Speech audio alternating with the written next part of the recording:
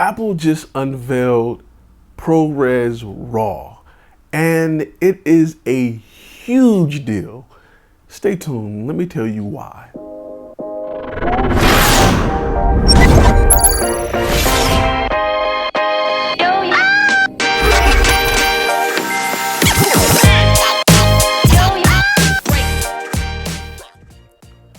So today we received an announcement from Adamus and Apple unveiling something huge that's coming to the new Final Cut Pro that'll be released next week. If you're watching this video after April 9th, then you already got it and you're working with it. But Apple ProRes RAW is huge, and I'm gonna tell you why.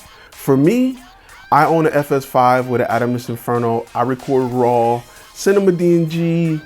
Sometimes it takes up so much space that I only normally save it for higher end clients or anything that involves skin detail or a lot of colors. I don't shoot a lot of RAW for a lot of reasons, and the number one reason is because the amount of space it takes up. But the new ProRes RAW records raw data for less than half the amount it normally records at, still giving you all of the same bitrate, colors, and features you would have saving RAW format or saving Cinema DNG. Now, why is that important, and what does it do for your camera? Think about it. If you have an FS5 or an FS7 or a GH5 or any other camera that records to a recorder, you now have similar capabilities to like the C200, which records in 2 formats of RAW. However, instead of Cinema DNG or Canon's RAW, you have a way more compressed version of RAW that is almost half of what the competitors are doing right now. So that is huge. So ProRes RAW come in 2 variations: regular ProRes RAW or ProRes RAW HQ, or ProRes RAW HQ and ProRes RAW. So even the HQ version is smaller than ProRes 444. Still offering you the same quality as a RAW file, a Cinema DNG, and that is amazing for filmmakers, because don't quote me on this, but I kind of feel like Sony may give us RAW output from the A7R or A7S III that's coming. I don't know for sure. I don't have any ties to it. I just have a hunch that it's coming based on what Panasonic's giving us with the GH5s and GH series. I don't see why Sony wouldn't offer it. And to have RAW on ProRes that's half the size as a traditional CNG file is mind-blowing. I would record in RAW all the time if I could afford 52 terabyte SSDs to keep on me at all times. But with this, I have the ability to do that. And for those who don't know what the big deal is about RAW, let me explain it to you like this. Traditional formats that you record on your camera are similar to JPEGs.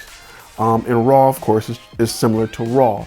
It gives you the ability to go in post-production and push and pull colors in more directions than you would with a JPEG. You can only do so much with a JPEG.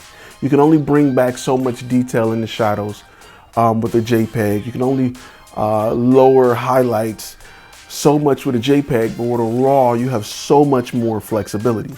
So it allows you to get better images. And you know, if you have a camera that you spend $5, $6, $7, $8, $9,000 for, you want to be able to utilize the sensor in ways you can't normally do with internal recording. So that's why RAW is so important. Now, there's a few other things you got to keep in mind. This is huge for companies that make recorders. And it's a major blow to companies that don't allow you to record to recorders, such as Canon's.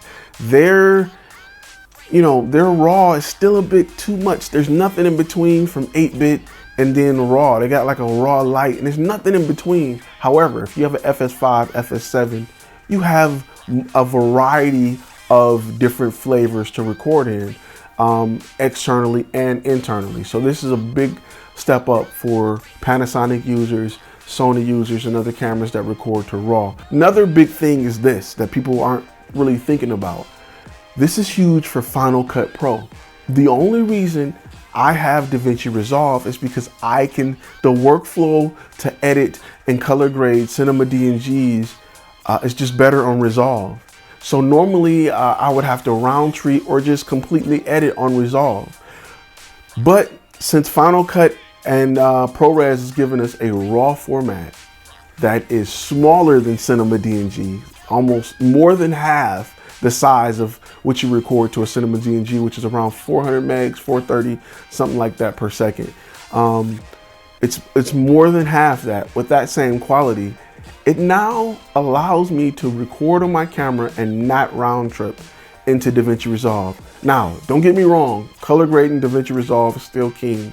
Face tracking, things like that, it's still king. However, if you're not using those features, this ProRes RAW just cut out about 30 to 40% of the reasons or times that I choose to use DaVinci Resolve. You know, like I said, if I'm shooting with my FS5, I got a really high-end client, we capture the scene in RAW.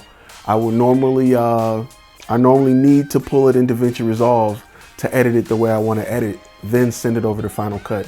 Now I can record on my same equipment that I've had for a year now, have more video per hard drive because it records, you know, at a smaller file, and go straight to Final Cut Pro. On top of the fact that Final Cut Pro and Apple's are designed to work flawlessly with ProRes, you know, it won't be a problem at all. So I do like that.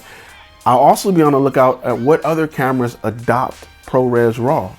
I'm sure you'll see it in other flavors. You see ProRes on Reds, you see ProRes on other high-end cameras. I'm sure at some point they will adopt ProRes RAW. Right now, the only two companies that are coming forward talking about it is Apple and Adamus, which this is amazing for what it is. So if you have an FS5, you have the RAW plugin, you got an Adamus Inferno, you're going to enjoy having the ability to get to use your full sensor potential in such a small file size. All right, guys, I just wanted to talk about that. It's real important, but it's kind of floating under the radar right now, but you need to know about it because I wouldn't be surprised if the A7S III allows you to record RAW to a recorder. I wouldn't be surprised if they gave you that. Sony they push the boundaries and they are, I just wouldn't be surprised. Like I said, I don't have any information. It's just a guess for me. So with that being said, I'm gonna ask you guys to do what I ask you guys to do every week. Like, share, and subscribe. And we got a new channel I want to post information to.